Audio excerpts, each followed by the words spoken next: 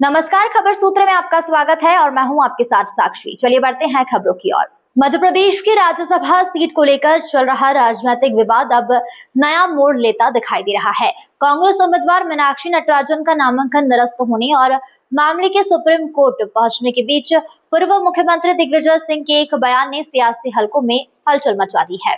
दिग्विजय सिंह ने नामांकन निरस्त होने की कार्यवाही पर नाराजगी जताते हुए चुनाव आयोग, केंद्र सरकार और राज्य सरकार पर सवाल उठाए हैं। इतना ही नहीं, उन्होंने सुनवाई में देरी को लेकर सुप्रीम कोर्ट पर भी टिप्पणी करते हुए इस चोरी में सभी शामिल है और इसके बाद उन्होंने कहा कि माननीय सुप्रीम कोर्ट भी ऐसे शब्दों का इस्तेमाल किया। उनके इस बयान को लेकर राजनीतिक विवाद खड़ा हो गया है। भाजपा ने दिग्विजय सिंह के बयान को न्यायपालिका का अपमान बताते हुए कड़ी आपत्ति जताई है। पार्टी नेताओं का कहना है कि संवैधानिक संस्थाओं पर इस तरह के आरोप लोकतांत्रिक व्यवस्थाओं में जनता के विश्वास को कमजोर करने का प्रयास है। इधर भाजपा के उम्मीदवारों को निर्विरोध निर्वाचित घोषित किए जाने के बाद पार्टी से अपनी रणनीतिक और कानूनी जीत बता रही है, जबकि कांग्रेस न्यायिक राहत की उम्मीद लगाए हुए है। राजनीतिक लड़ाई अब केवल राज्यसभा सीट तक सीमित नहीं रही। मीनाक्षी नटराजन के नामांकन विवाद के बहाने कांग्रेस और भाजपा आमने सामने हैं, लेकिन सबसे ज्यादा चर्चा दिग्विजय सिंह के उस बयान की है जिसमें उन्होंने कथित तौर पर सुप्रीम कोर्ट तक को चोरी के आरोपों के दायरे में लेके आ गए हैं।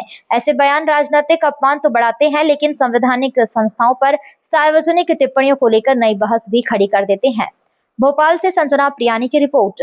मालूम था कि जब चोरी हुई है तो चोरी में सभी शामिल हैं, न केवल राज्य लेकिन केंद्र भी, चुनाव आयोग भी और माननीय, मुझे कहना पड़ रहा है, सुप्रीम कोर्ट भी। जब सुप्रीम कोर्ट को मालूम था कि हमारी जो पिटीशन है वो 4 बजे के बाद इनफ्लेक्चुअस हो जाएगी, तो सुना क्यों नहीं, आज कल की डेट क्यों लगाई है?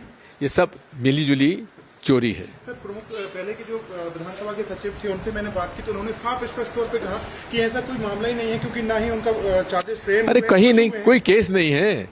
मीनाक्षी नटराजन जैसा गांधीवादी व्यक्ति आज हमारे राजनीति में मैंने नहीं देखा है। उसको इस बारे में हटाया जा रहा है कि उसने कोई अपराध किया है। क्या मजाक है भाई। क्योंकि मामला सब जुडिस है, न्यायालय के अधीन है और आज भी माननीय उच्चतम न्यायालय में इसको सुना जा रहा है, तो मैं बहुत विस्तार में और सारे कानूनी पहलुओं पर आज बात नहीं करूंगी, क्योंकि वो आज उस पर चर्चा करना उचित नहीं है। मगर एक चीज ऑलरेडी पब्लिक डोमेन में है और अब क्योंकि वो इलेक्शन कमीशन की साइट पे उपलब्ध है तो वो वैसे भी आप सबके सामने है, उसकी बात जरूर मैं रखूंगी और मेरे एक साथी को मैं अनुरोध करूंगी कि वो स्लाइड के रूप में यहां पर उसको चलाएं। जो सारे मामले की जड़ है वो चल गया है, फॉर्म 26 है। ये कहा गया कि मेरे द्वारा फॉर्म 26 में बात को दर्ज नहीं किया गया और तथ्य को छुपाया गया। अब उसके जो सवाल हैं वो आपके सामने हैं।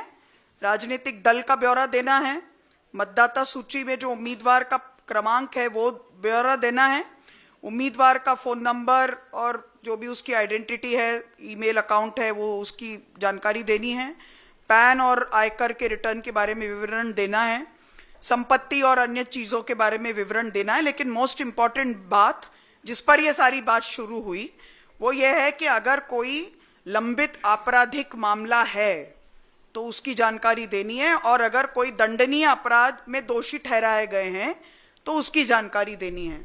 जाहिर है कि इन सब चीजों पर मैंने लिखा कि ये मुझ पर लागू नहीं है, क्योंकि मुझ पर एक लीगल नोटिस है। वो लीगल नोटिस की पूरी कानूनी जानकारी मैंने मेरे ईसीआई को जो मेमोरेंडम दिया उसमें रखा।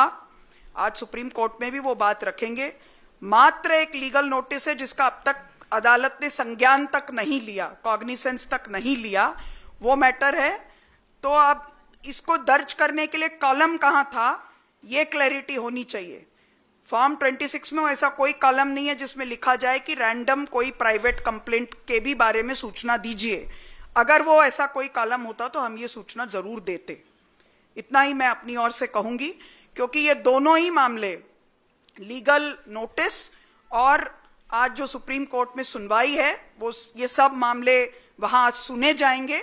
तो इस पर इसके अलावा और कुछ बोलना मेरे लिए आज वो ठीक नहीं होगा, वो सुप्रीम कोर्ट की जो गरिमा है उसके भी साथ ठीक नहीं होगा। मगर ये डॉक्यूमेंट क्योंकि पब्लिक डोमेन में है, मेरा एफिडेविट पब्लिक डोमेन में आप सबके पास ऑलरेडी होगा, इसलिए मैंने अपनी ओर से ये बात आपके समक्ष रखी ताकि ये किसी प्रकार की डिस्क्रिपेंसी ना हो कि फॉर्म में कोई कमी रह गई थी या कोई जानकारी छुपाई गई थी। कोई भी जानकारी छुपाई नहीं गई जो कि मांगी गई।